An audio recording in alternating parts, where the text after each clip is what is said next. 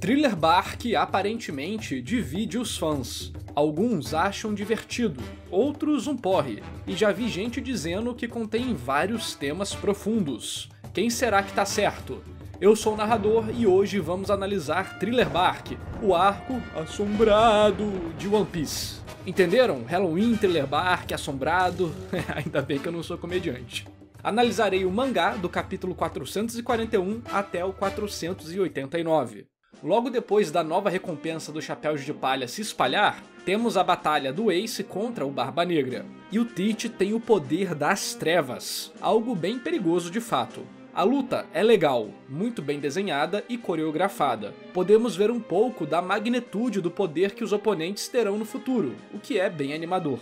Só que, infelizmente, a luta acaba com o chapéu do Ace caindo no chão, logo após eles disputarem quem era mais forte. Não é um bom sinal para nós. Voltando rapidamente ao capítulo 440, o chefe da vila do Luffy fala sobre uma tal de Dadan. Dadan, não sei como é que pronuncia. Mas não lembro dessa personagem ter sido introduzida. Bem, ela parece ter a ver com a família dele. Depois disso, temos uma apresentação mais elaborada do Sunny, mostrando seu interior e suas funcionalidades. Isso é bom, porque essas ferramentas podem ser utilizadas no futuro sem parecer que o autor inventou algo de última hora na história. Aí um elemento de fora do navio chama a atenção deles, esse barril misterioso. Se você parar para perceber, isso é bem comum na estrutura de arcos de One Piece. Já vimos o trem aquático e o navio caindo do céu, por exemplo. Outra coisa legal é que aqui o Oda de fato usa técnicas de quadrinhos de terror, inclusive já mencionei elas nos meus 2 vídeos de Junji Ito, link tá aí no card na descrição. Vemos o balão do Yohoho, então Usopp se vira para trás no último quadro da página, bem na ponta, e toma um susto com algo que não sabemos o que é. Isso cria uma tensão em nós, e quando viramos a página, vemos uma imagem enorme do navio fantasma, o que dá um baita impacto na cena. Geral toma um susto com o navio fantasma, até o Zoro, menos a Robin, linda. Tudo aqui é muito engraçado, é um contraste de terror com humor que deu muito certo na minha opinião. E não é só aqui, no início desse arco, pra mim, todo esse quesito tá no ponto. Fica até complicado transcrever minhas audionotas pro roteiro, porque os áudios que gravei são eu rindo de tudo que o Brook faz, dele aparecendo na escada, das piadas... Enfim, eles chegam na ilha, e temos um uso muito show de contrastes, preto e branco, dando toda uma estética diferente da que o One Piece tinha até esse momento. Isso é uma parada que eu não sei se quem assiste no anime vai poder aproveitar igual quem leu o mangá. Já na parte narrativa, a reação do grupo da Nami é meio inocente. Entrar na carruagem, mansão e etc. Ainda mais porque ela é uma ladra. E por mais que ela eventualmente perceba que tem algo errado, eles se botam em uma situação de perigo à toa. Parece que rolou isso só para ajudar o roteiro. Um ponto legal no arco é que vários elementos que aparecem no início são abordados novamente, tipo o Absalom no navio, os fantasminhas da Perona. Só que a execução mais clara disso fica com os perigos que o grupo da Nami encontra. Isso é bom porque além de reutilizar conceitos legais, e não simplesmente jogar eles fora, esses momentos são utilizados para fazer uma comédia de contrastes. O grupo humano, Usopp, Nami e Chopper, sofrem com essas criaturas. Mas depois vemos o grupo psicopata, Luffy, Zoro, Robin, Sanji e Franky, passando por esses problemas como se não fossem nada, servindo apenas de momentos engraçados na história. E realmente funciona. Termos essa diferença de percepção em situações iguais ajuda a criar uma sensação de absurdo, te fazendo rir com algo que até agora há pouco era uma grande ameaça. Nesse momento da história, a comédia é a nossa recompensa por acompanhar tudo. O Zoro triste, a piada do velho que não é zumbi, as situações com os perigos, o Luffy botando o zumbi de volta na cova. Percebe que o Oda está repetindo conceitos e personagens? O que muda é o clima e a motivação para eles existirem. Com o grupo humano, serve para movimentar a história. Com o grupo psicopata, serve para comédia. Da segunda vez, nada de importante para o leitor é apresentado, e não temos variação de tensão. E aí que tem uma coisa complicada. Se você não aproveitar a comédia desse momento, com certeza vai ser uma leitura cansativa. Felizmente, eu ri demais. E vou rir que nem bobo se você der o like no vídeo e se inscrever no canal para não perder nenhuma análise técnica de One Piece e vários outros animes e mangás incríveis. Continuando, basicamente, todos esses momentos são só uma enrolação e uma leve contextualização de poder. Mas o que importa é a informação do Moira ser um Shichibukai e a apresentação do esquema das sombras. É legal que aqui eles já comentam sobre o Wano e o Novo Mundo. Mano, se eles estão falando de Wano aqui, os fãs ficaram esperando por isso o quê? 20 anos? Realmente vocês são guerreiros. Bem, esse início de arco é muito legal, tem um ritmo bom e as piadas são bem estruturadas. Só que, a partir desse ponto, tudo começa a ficar meio arrastado e lento. Até as piadas começam a ser só pra enrolar, ao invés de entregar algum conteúdo junto. Claro que temos momentos relevantes pra trama, tipo quando a galera começa a ser sequestrada, mas esses momentos acontecem entre muitas cenas que não dão em nada, e com muito diálogo completamente irrelevante. Não tem problema termos momentos lentos ou diálogos não conectados diretamente com a trama, mas é necessário que haja uma recompensa para o leitor, e boa parte da metade desse arco só se sustenta nas piadas, sem nenhum contexto importante por trás. O que causa o mesmo problema do Juiz de Três Cabeças, que eu comentei no meu vídeo de Enies Lobby. Dois exemplos de momentos do meio da trama que podemos ver mais claramente como as coisas são enroladas são: Luffy só bota a armadura pra criar a situação dele ser sequestrado e pra aquela piadinha. É uma cena feita pra gerar uma dificuldade no futuro, mas é meio artificial. E a outra é o momento da luta com o Macaco-Aranha. Ela segue os padrões, tem as reviravoltas, o Brook aparece, a aranha volta, a Robin é pega.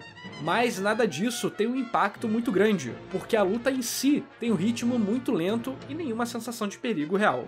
Poucas ações são tomadas, ou seja, a tensão não varia. Temos muito papinho e não há peso real para essa luta. A aranha é simplesmente um guardião do limiar de baixa importância, visto que eles só precisam continuar indo pra frente. Mas para onde eles precisam ir? Qual a urgência? Qual o motivo emocional por trás disso tudo? Se o leitor não está se sentindo nervoso pelo inimigo parar o progresso dos personagens, como por exemplo o Blueno versus o Luffy em Enies Lobby, a luta no fim é só uma encheção de linguiça. Claro, ela pode servir para outras coisas também, apresentar conceitos, explicações, etc. E é exatamente a função dessa luta. Quando o Brook aparece, ele ganha com um golpe, introduzindo a mecânica do sal. Ou seja, toda a enrolação até o momento não serviu pra nada, era só para aumentar artificialmente o tamanho do arco. E talvez você se pergunte, então quer dizer que uma luta que só existe por existir é ruim? Depende. Às vezes, o show visual pode ser o propósito, cenas de ação para aumentar as páginas, coisas do tipo. Mas quanto menor a importância da luta, normalmente menor a duração dela, ou mais intensa é sua coreografia. Isso pelo menos para lutas que têm como propósito chamar sua atenção e nada mais. Vamos falar de luta mais pra frente. Continuando, mano, como assim o Luffy arrebenta a barra de ferro mordendo? As coisas estão ficando cada vez mais bizarras nesse arco. Inclusive o Frank construindo a escada sem nenhuma base. Realmente é Halloween.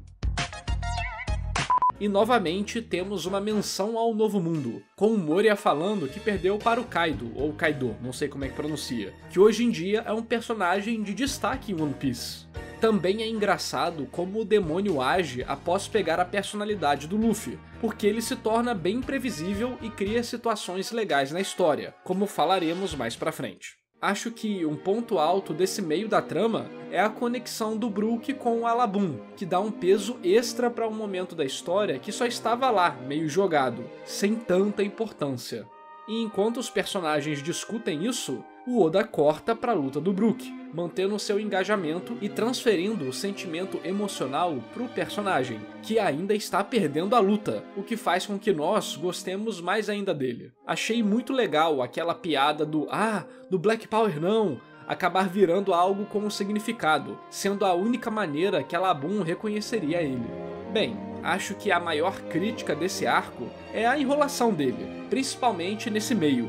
Não vou pontuar tudo aqui para o vídeo não ficar enorme, mas acho que já falei tudo que é importante narrativamente. O capítulo 460 parece que marca a mudança para a etapa final do arco, e temos um Kishotenketsu que fica claro de se ver. Introdução. Os personagens falam o que farão, quem vai atacar quem, definem os grupos, o Usopp dá o sal para eles. Desenvolvimento. Eles saem para a missão. Vemos o lado dos oponentes, tudo começa a se encaixar no seu devido lugar. Também podemos ver o que cada general zumbi está fazendo.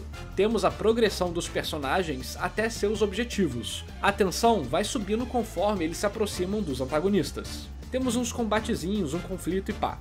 Reviravolta. Luffy e Sanji são inutilizados pelo fantasma negativo. E o Ors cai quebrando tudo, em uma página dupla que marca bem o Ten do Kishotenketsu. Finalização. A reviravolta muda a organização dos grupos, cria empecilhos, muda o ritmo e a tensão da história. Temos uma página dupla com geral olhando para esse novo problema. Como falei, todos os capítulos de mangás da Shonen Jump têm essa estrutura geral. Esse ficou mais fácil de mostrar para vocês, mas por quê? Esse capítulo acaba servindo de porta de entrada, visto que começa uma nova etapa do arco e também é o primeiro capítulo da edição 48. Se alguém pega a edição 48 do nada, esse capítulo dá um contexto para ela do que está acontecendo. É importante sempre fazer esse tipo de coisa, porque existe a possibilidade de alguém pegar a sua história no meio sem nunca ter lido nada antes. Claro que não dá para explicar tudo, mas precisamos dar um contexto para ela entender o mínimo daquela situação específica. Inclusive, o próprio Naoki Urasawa de Monster fala que para ele, cada capítulo tem que ter seu valor independente do resto da história. Tem que ser uma ótima experiência sozinho. Continuando, a luta do Usopp com a Perona é muito boa por vários motivos. Primeiro, a comédia. O Usopp ser imune por já ser mega negativo é uma recompensa bem legal, depois de tantos capítulos do personagem ter isso como ponto fraco. Temos vários momentos engraçados, como o rosto da Perona, as cenas dos inimigos falando "Força Usopp, você consegue!", os fantasmas ficando deprimidos. A estrutura da luta também é boa. A Perona fugir, utilizar seus poderes de maneira engraçada, e então o Usopp usar sua inteligência para perceber o que está acontecendo e counterar ela. Tudo isso é bem legal. É sempre um cabo de guerra, vai e volta. E isso é mais importante do que você imagina. A única parte ruim é a que o Usopp faz uma mega exposição de como a arma dele funciona pro inimigo e pra nós. As lutas do Usopp têm o padrão dele tomar muita pancada, e então descobrir como vencer. Dessa vez, ao repetir isso, pelo menos o Oda utiliza bem o conceito do Sogeking e dá uma temperada na fórmula. Tudo que acontece é um ótimo ciclo de tentativa e falha. O Usopp tá na vantagem, depois em uma mega desvantagem, e assim permanece alternando. O legal é que as situações boas são resultado da inteligência dele ao superar as adversidades. Já a luta do Sanji, infelizmente, não é muito bem aproveitada. É muita piada, o inimigo é okzinho, mas nada marcante. O Sanji solta a informação de ter lido um livro sobre Akumas no Mi, que é algo bem interessante que poderia ter sido dito antes e explorado depois, inclusive para melhorar a nossa perspectiva sobre o world building, mas isso só é criado para fazer uma piada. A luta não tem nenhum real desafio pro Sanji, então tudo fica enrolado, meio que como aconteceu com um homem que solta miojo pelo nariz, mas menos pior. Acho que um grave problema é que o Sanji sempre tá na vantagem, o que torna a luta dele bem desinteressante, visto que para continuar a cena, tudo precisa ser enrolado artificialmente, senão ele vence e acabou em 2 páginas. Não temos um ciclo de tentativa e falha, e quando tem, dá pra ver que é irreal. Isso gera uma sensação falsa de perigo e deixa ela chata. Agora, vamos pra luta do Zoro. Ela foi boa, os momentos de dash corte foram bem utilizados. Temos uma brincadeira de perspectiva com o Zoro caindo do prédio e então vemos o passado para tentar criar a possibilidade em nossa mente do Zoro perder. A luta tem uma mudança de localização causada pelos poderes dos personagens, o que ajuda muito no ritmo dela e permite utilizar o terreno de forma criativa e tudo mais. O Zoro meio que também não tem um ciclo de tentativa e falha, mas o inimigo parece gerar mais dificuldade, o que é curioso. Além de gerar mais dificuldade, a luta é mais rápida e bem direto ao ponto.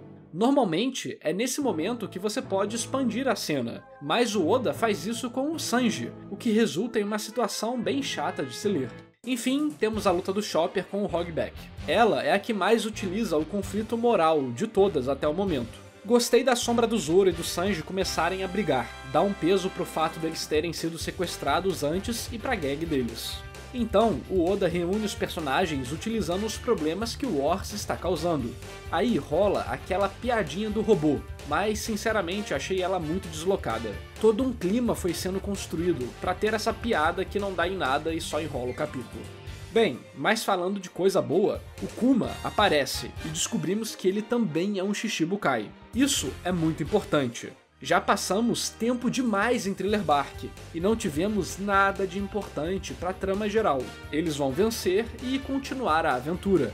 Teria sido uma parada para adquirir um novo companheiro, e depois do que rolou em Enies Lobby, seria uma entrada muito sem graça para o Brook. A aparição do Kuma conecta esse arco com elementos importantes para One Piece, o que aumenta o valor dele, além de criar novos pontos de tensão para a situação, que acaba forçando vários personagens a tomarem ações interessantes na história.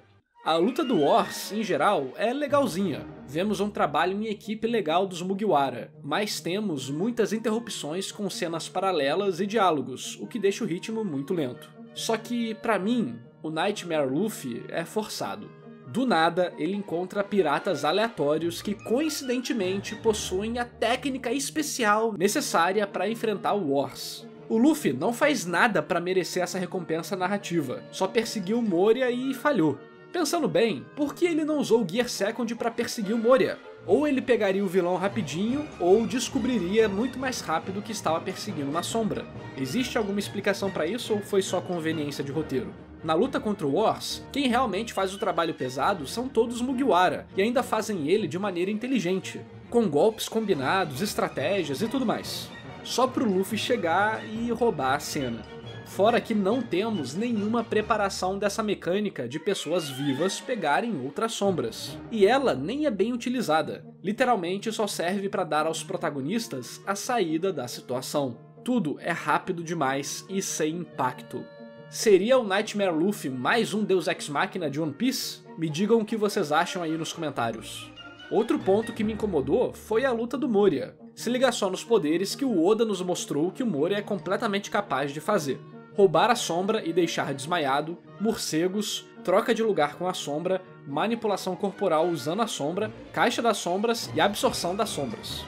Mas nenhum deles é bem utilizado durante a luta, porque ele não deu uma facada ou uma tesourada na Robin quando ele tirou a sombra dela, ela estava inconsciente. Na verdade, ele poderia ter feito isso com todo mundo. Era só fazer um pique-pega padrão que ele já estava fazendo com o Luffy. Por que ele não usou a caixa das sombras nos outros? Por que ele não ficou trocando de lugar com a sombra, enrolando a luta? Era só esperar mais 3 minutos que o sol nascia. Tanto é que isso quase matou a Robin, o Sanji e o Zoro. Nesse ponto, ele só queria matar os Mugiwara, nem ligava pra ficar com a sombra deles. O poder do Moria é sensacional, e dentro do que o Oda nos apresentou que ele era capaz, tinha muito espaço para derrotar geral ali sem muito esforço, mesmo sendo um cara na decadência e preguiçoso. Tanto é que ele usa bem esses poderes antes da luta final. Isso é problema de roteiro e não do personagem estar em depressão. Vocês mesmos já falaram que o Oda disse que não sabe fazer lutas tão boas assim. E isso não é um problema tão grande. O Oda compensa muito bem na parte emocional delas. Várias lutas têm uma carga muito forte e isso realmente é sensacional. Bem, acaba que a luta contra o Moria é fraca como batalha shonen e também em questão de roteiro. A representação moral dela, que seria algo como os outros fazem tudo pra mim versus nós lutamos juntos, é mal desenvolvida e mal aproveitada, servindo só como a base do conceito ali. Mas esses temas permaneceram superficiais até o final, sem nenhuma discussão metafórica legal sobre o assunto. Eram só pitadinhas desse elemento aqui e ali. Mas vamos falar de coisa boa, vamos falar do passado do Brook.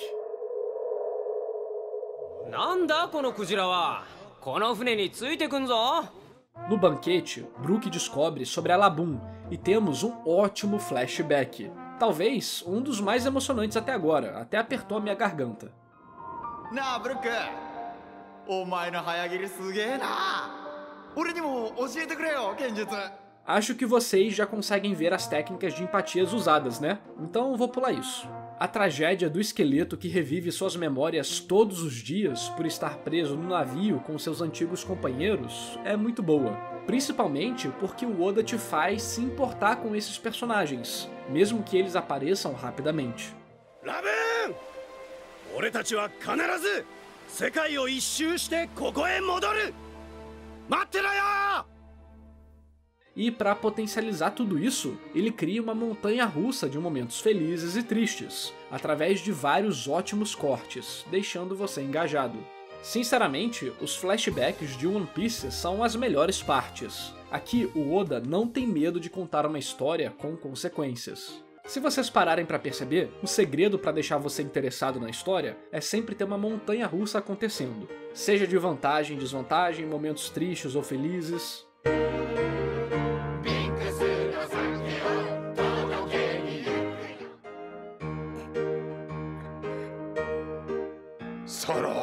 E o capitão do Brook morreu pela doença da árvore da ilha de Jaya?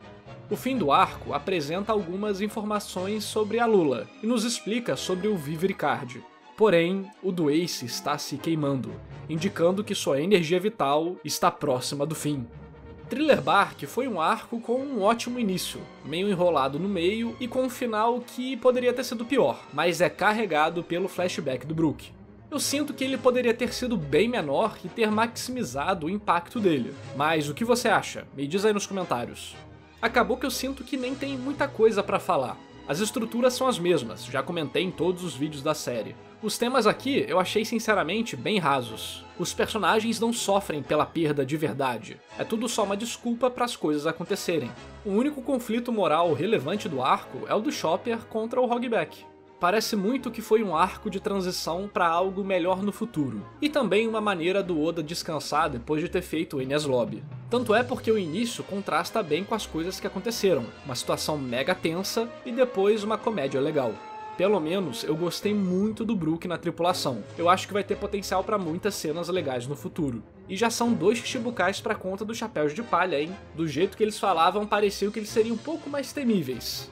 Mas na real, dá pra perceber que o Oda caiu na maldição dele de daqui 5 anos eu termino, e escalou as coisas de certa maneira que agora, 20 anos depois, não fazem mais sentido. Mas mesmo assim, eu fico triste de certos personagens não serem tão bem aproveitados, igual o Crocodile e também um pouco com o Enel.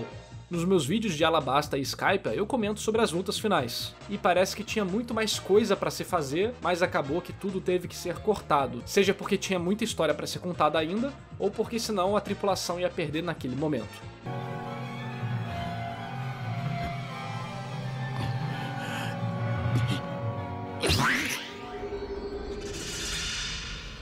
Eu tive que cortar algumas coisas do vídeo para ele não ficar muito grande. Então se você quiser conversar mais a fundo sobre o arco, aparece nas minhas lives. Elas acontecem na twitch.tv/narrativando. Lá discutimos sobre vários animes.